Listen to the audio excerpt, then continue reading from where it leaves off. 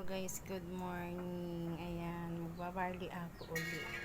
Tuloy-tuloy na pag-inom ng barley dahil may UTI at saka napakataas ng uric acid. Namamaga yung paat ko dahil sa uric acid. Kaya magbarley tayo. Marami na itong pagaling ng barley. Ayan ang barley ko.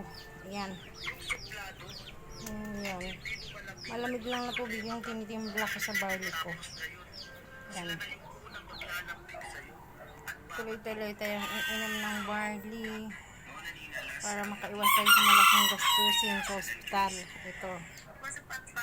Ito yung tinatry kong mahirap kasi mag-inom ng napakaraming gamot.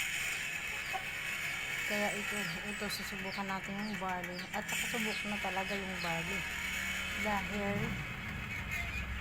yung anak kong may taas yung acid, may acid reflux siya.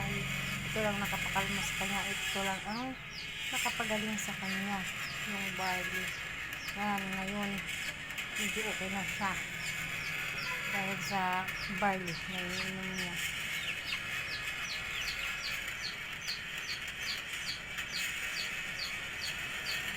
Yan o, wala naman siyang lasa, may amoy lang, parang tubig lang yung inom mo. Hindi katulad ng ibang gamot na mapait. Ito walang lasa.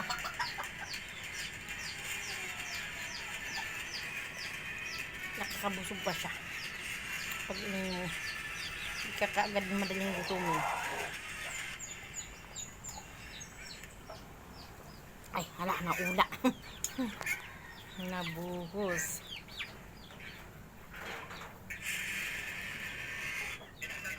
Naalog ko para matutunaw siya lahat.